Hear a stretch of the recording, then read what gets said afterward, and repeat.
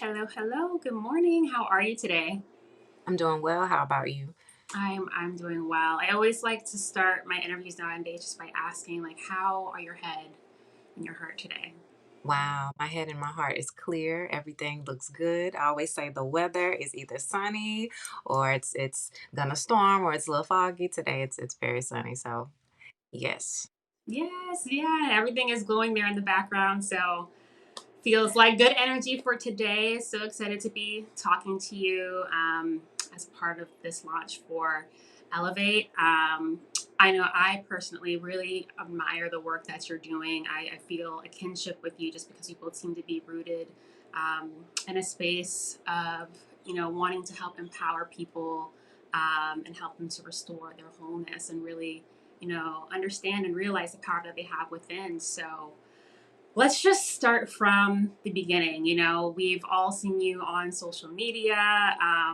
We've seen your spoken word on Instagram. I know that you launched your podcast. I think it was a little over a year ago now, if I'm recalling correctly. So just walk me through who is Lisa Marie Lovett and what does her journey up to this moment look like?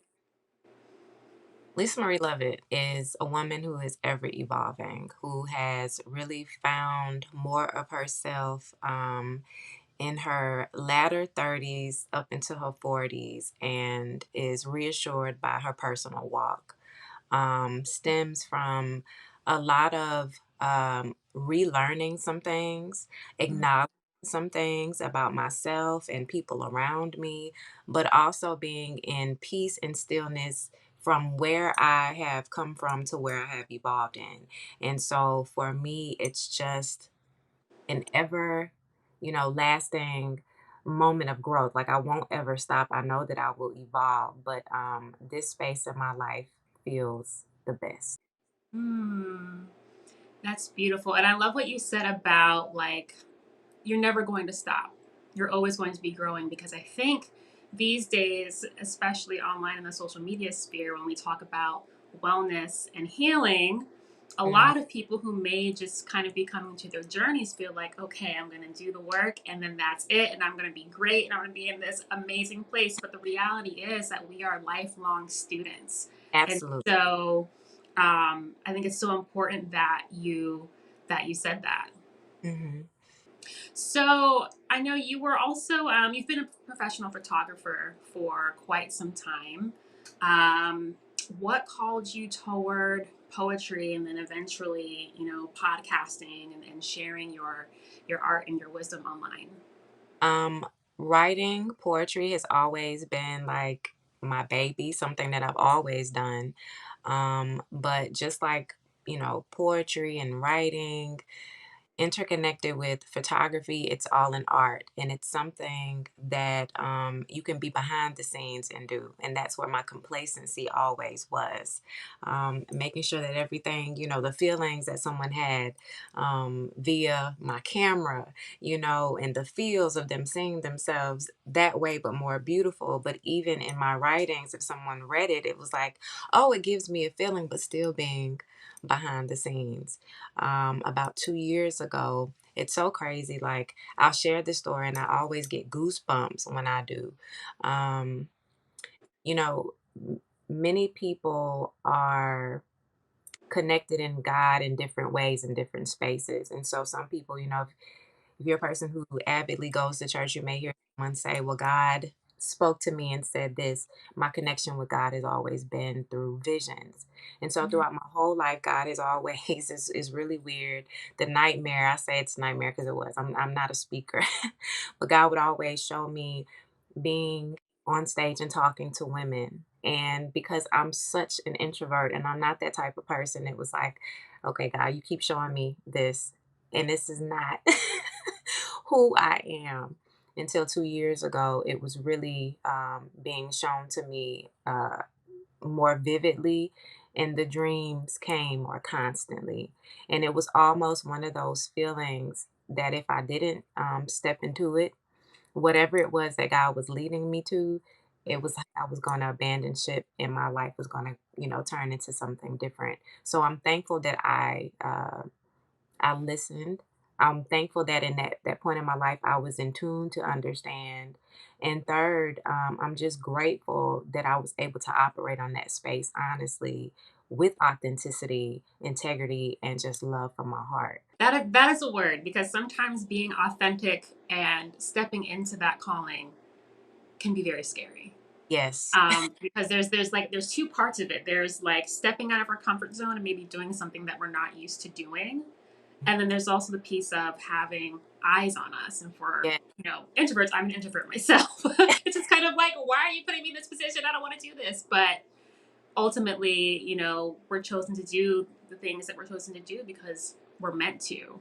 Absolutely. And I'm sure that's something that you probably felt. So, keeping that in mind, what was it like? How did you move through maybe like some initial feelings of discomfort as you kind of adjusted to stepping into your purpose? I started my audio podcast first. So there was no, I had a personal Instagram and TikTok, but I would, like many people, just share pictures of family. And it was nothing, what I'm doing now. And I did do a video on my personal Instagram, and someone who was following my audio podcast, she inboxed me and she said, I don't know. I know this is weird. You don't know me, but God told me to tell you to create another page. It shook me up a little bit. But we began to talk. I realized that we were the same age, and she kept staying on me. So I finally, put the clips in, and she said, I guarantee within a month you'll see the change. Because she was like, sis, this is real. And so within a month, it just really began to increase.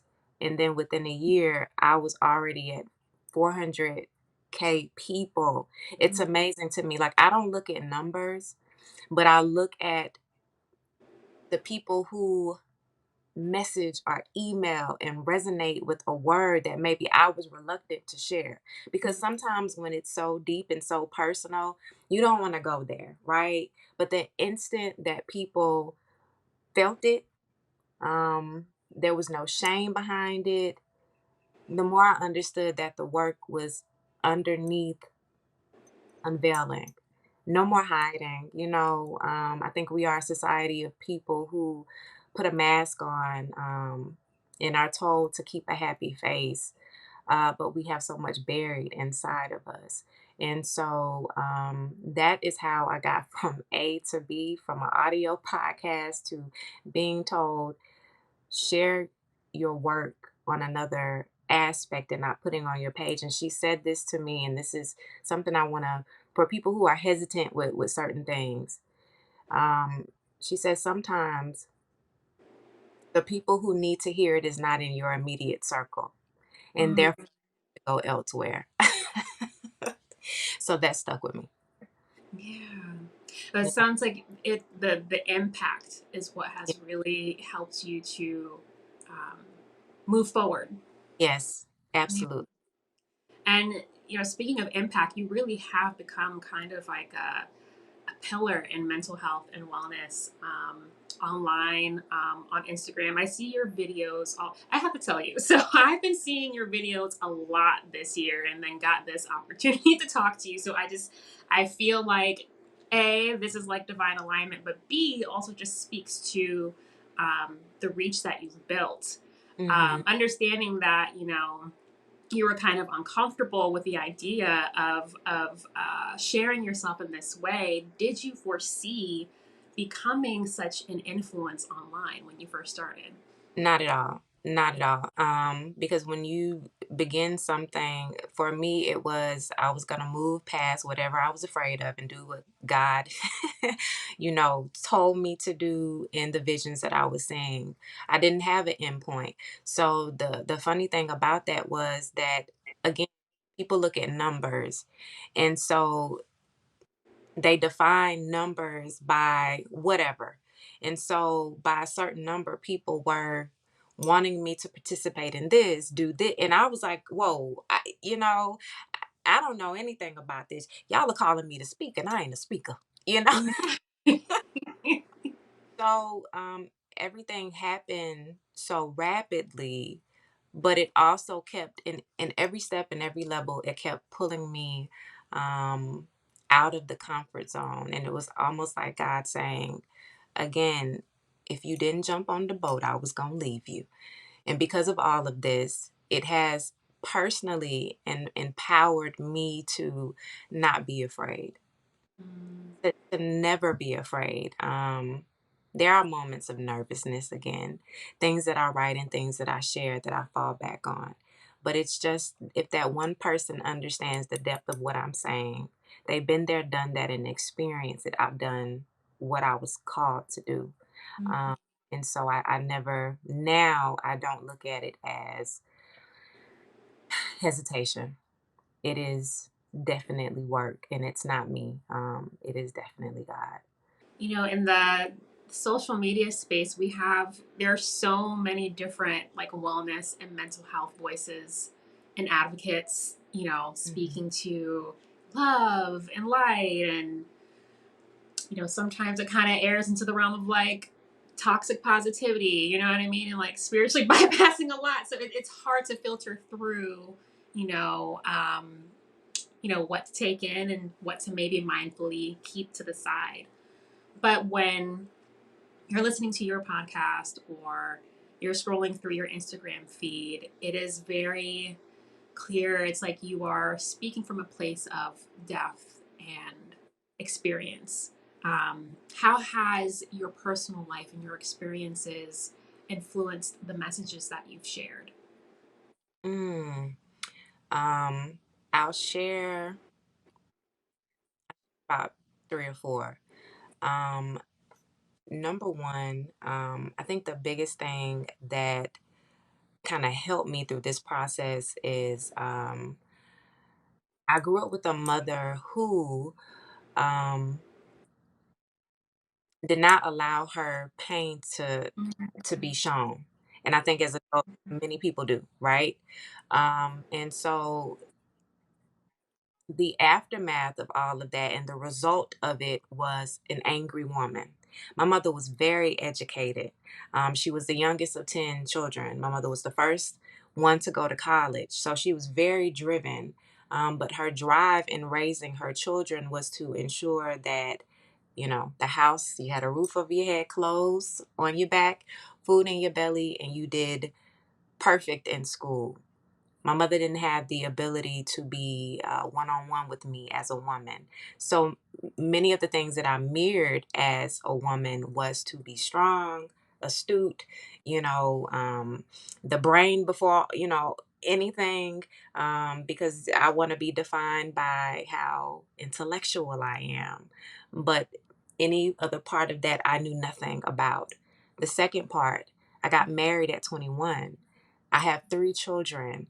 I didn't know who I was at that time, even though I made decisions based on love. And me and my husband are still together now, but the change of who I was and who we were as individuals also mixed into what I related in my life and what I share because again, I didn't know who I was. I didn't know 20 years later who I was going to become. I went through experiencing motherhood at such a young age, marriage at such a young age, not defining who I was as a woman, learning my way through my 20s, my 30s, and now into my 40s. The third, having to deal with someone that I love, again, my mother, who was depressed, and understanding and recognizing that on the outside, but not knowing how deep it was and trying to bring about a relationship with a person who was just very unhealed and recognizing in that space as well that it is very true that when you bleed you can bleed on others, and some of the things that you contain you can teach other people to be the same way. And sometimes we think it's okay, this is the way I was raised, and hooray, until someone on the outside, i.e., my husband, tells me, you know, in his loving and gentle way, um, this is difficult. You are difficult. And it took me a long time to process that. And then to raise three sons and recognizing that as a mother, all I wanted to do was maybe show them an aspect of what it was to be a woman, because I could never teach them how to be a man, but also putting a lot of fear in them because of my fear, not allowing them to grow up and be men because I was coddling them. So a lot of those experiences just bring forth everything that I share, and I culminate in an honest space because it's real out here. I mean, we can sugarcoat this thing as many ways as we want to, but at some point we have to be real about number one, our experiences in the past, present, and something that we'll see in the future. Number two, how we connect with people in the greatest ways and all aspects, some of the not so good ways. And number three, can we really be honest with ourselves? Can we look ourselves in the mirror and really be honest about Mm. who we are? Yeah. Woo! I felt so much like in my heart space as you were speaking just now because there's just so much in what you said, particularly speaking to the experiences of Black folks and like the generational trauma Yeah. that we carry and we pass down. And fortunately, I feel like our generation is doing a lot of great work to, as you were saying earlier, to kind of like unlearn and relearn and to do Yeah. that introspection in order to undo, what has been done. Um, what did Yes. conversations around mental health look like for you when you were growing up? If they It was none. It was none at all. If you were I do remember this. The first time I did have a counseling session was after my father died. I was 10. And my mother was a registered nurse. And so the job that she worked at, they extended that mental health component to my brother and I and my mother. My mother was unwilling to do it. They wanted to do it as a family unit. But she wasn't in the headspace. And so my brother was 3 at the time. And it wasn't much, they could do, because he was 3. It was play therapy and, maybe him talking. But for me, it was diving into the emotions. How do I feel? And I did it for about 6 months. Um, but my mother could never come to the fact that she was depressed. She was great at hiding it. She was great at mowing through it. I remember they gave her bereavement time. I think it was about 3 months paid. And my mother went back to work in 4 weeks. And people kept telling her it's too soon. I mean, they were seeing the symptoms of. So I was never allowed to have a conversation about mental health, even though my mother dealt with it in congruence with counseling for elderly people, or going to see people as a nurse. Like, she had that available and she understood it. But I think historically, the way that many Black people have been raised, you don't go touch that, you go talk to God. Let's just be honest. Yeah. Yeah, yeah, and it's challenging because I think it puts Black women in particular in such a difficult space. You're speaking to some of the anger that your mother was moving through, and sometimes that Mhm. anger it's due to the fact that we can't uh, maybe express ourselves in the ways that we need to, or we're unable to name what it is that we are experiencing because we don't have that language. um, and then even today, Yes. if we do have the language for it, where are the safe spaces for us to share? You know what I mean? Either we're too angry Absolutely. or like we're not allowed to be soft. So it's like, what are we like? What are we supposed to be able to do? Yes. Um, and so for Yes. you, what does I guess exercising, like healthy mental hygiene, look like? Wow. Um, everyone has to start somewhere, and it's not going to look the same. My beginning is not going to look the same for another person, but I will say this. The first thing is honesty within yourself about where you are. I think we like to psych ourselves up and say, oh, it's not that bad. But when we are in our dark places and by ourselves, only we know. And so there has to be a point of honesty where whatever it is, we want to move through it. We want to tackle it. We want to see it head on. If it's that, maybe you are angry and you take a lot of your anger out on different people in a relationship, you understand with many relationships, maybe you showed up toxic. You've heard this plenty of times. You've ignored it, but it's in you. You are a toxic person. Maybe you have spitefulness and jealousy in your spirit. You don't know where it comes from, but it's something that you need to work on. So it's for each and every individual person, it's knowing what it is that you need to work on. You see, people have told you countless times about yourself. People who are not related in some aspect. You got cousins and aunties and uncles, and then you have your friends. And if they're telling you the same thing about yourself, I don't think they lying. there is there is truth in that. The honesty of going through it and accepting what is. And then secondly, working on self, however that looks like, whether it's you feel like you need to go talk to someone that you can trust, maybe an older person who has a perspective that is broad that can give you what you need. If you are part of a church, a clergy member or a sister of the church who can give you what it is that you need. And on another level, going to a therapist and talking to so that they can give you what you need to be equipped to show up much more differently. So there's many ways, many aspects, but we can't lie to ourselves and pretend that none of these things exist. We just have to be Mhm. honest. And that's what you'll learn in therapy too. For those who have access to that, the only way therapy can work is if you come to your sessions honest about what it is that you are experiencing. Big piece. Yes. That radical honesty, that radical vulnerability. Yes. What keeps you grounded? Mm. What keeps me grounded? I'll tell you what keeps me grounded. I have lost my father, I have lost my mother, and I have lost my older brother. Life looks different when the people that you love are no longer in your circle. You can't touch them, you can't talk to them, you can't call, there's no text message, and you won't get one back.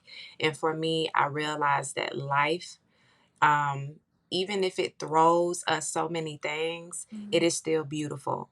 And that my life and everybody else's life is full of purpose and it's intentional. It is what we do in the course of life that defines who we are, where we're going, and what the ending is going to be.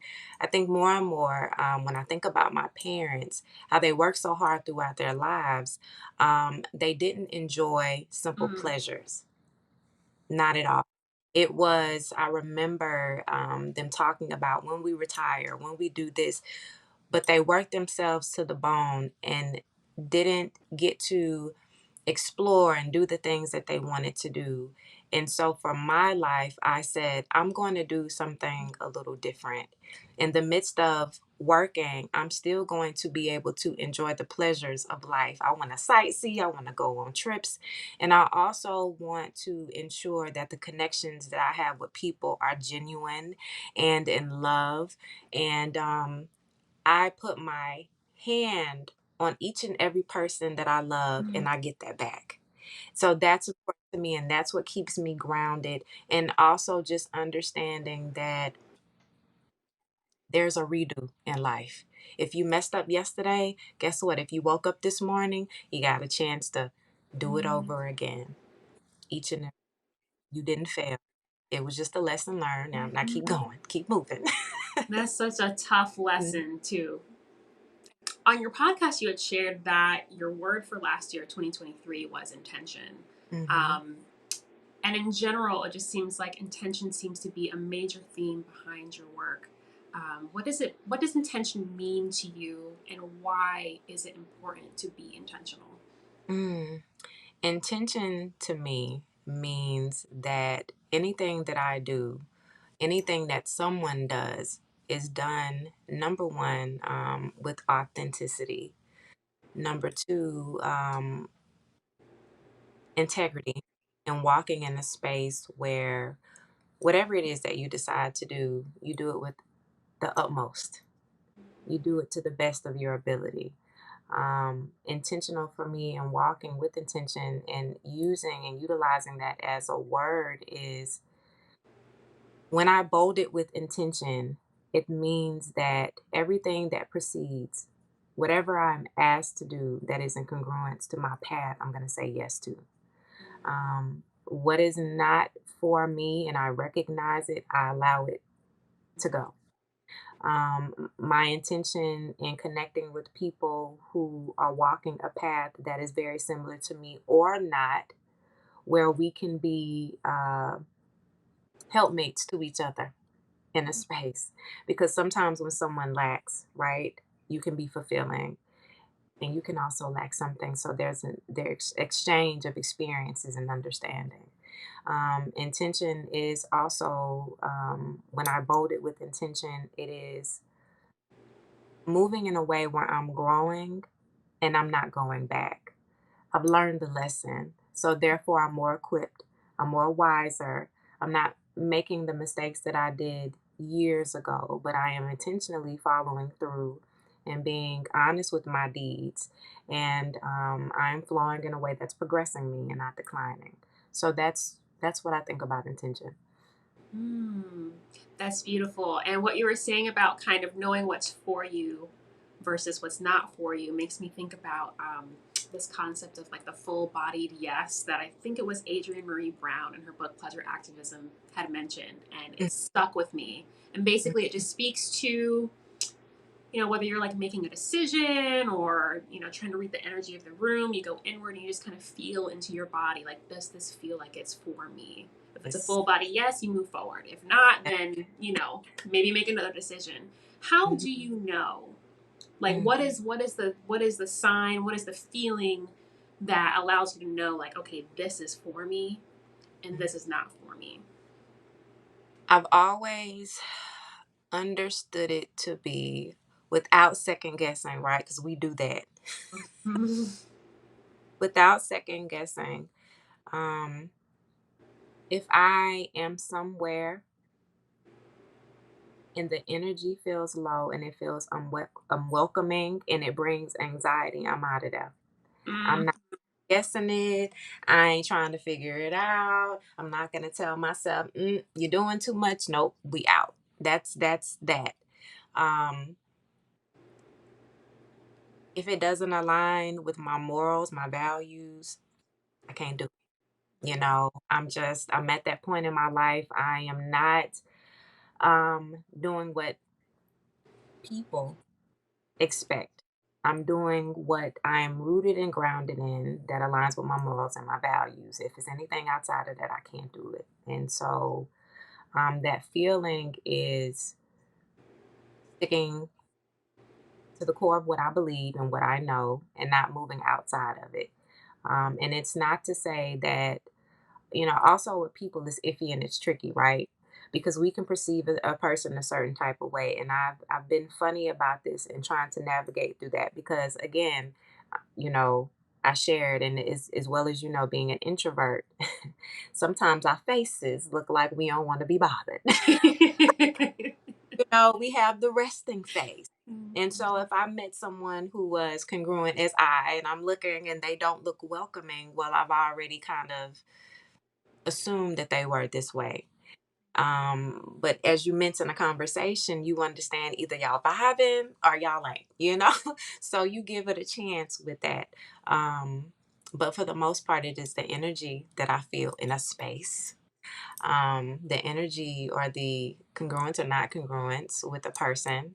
You kind of know within the first couple of minutes, and then to with anything that I do or may not do, it's what I'm feeling.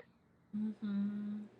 Mm-hmm. It also sounds like just not settling, too, Yes, staying true to yes. yourself in that way. Why is it important to not settle? When you settle, you become complacent. That's it. And then when you settle as well, you're not able to. y- You're in a space of thinking one way, and I don't want to be there. I want to move along. I want to experience. I want to draw in some wisdom. I want to learn some things. I don't want to stay stagnant. Yeah, yeah, I love that. Mhm. So to close our conversation, you also mentioned that your word for 2024 was new endeavors. Yes. And so let's talk about new endeavors. Are there any projects or just anything that you're excited that you're working on, excited about that you're sharing, or sorry, anything that you're excited about that you're working on and getting ready to share? I'm currently working on a book, writing a book. Um, and I'm letting the process flow as it is. There is no timeline. I'm not rushing myself. So that is currently in the works.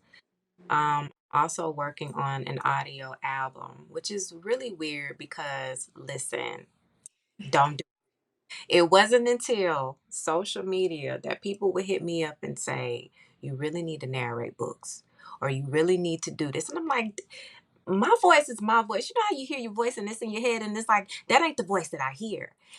So many opportunities have come after that. I actually did a narration of a book for a young lady, and I was asked to do two more. And I thought to myself, um, maybe do my own.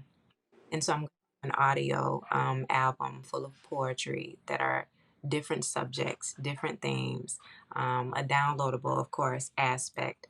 But those are the two currently the things that I'm working on. I'm not going into spaces where I feel, overwhelmed and overfilled. I do as I am burst to do. And with new endeavors as well, the scariest thing that was given in my visions came to pass, and I'm going to be doing some speaking events, one actually in Canada in November, and I'm excited about that. Yeah. Yay. Yeah, that all sounds so beautiful. And again, good for you for, stepping out of your comfort zone, because I know, this is going to bless so many people, even the folks who are going to be watching this, but the people who are going to be at your event, the people who are going to get to hear this audiobook. Um, you're doing the work. You're Yeah. doing God's work. So we appreciate you. Thank you so much for all that you do. Thank you for your time in this conversation, and just for spreading your light. And you have a great voice. You have a very Thank calming voice. I want to affirm you. thank you. Thank you so much.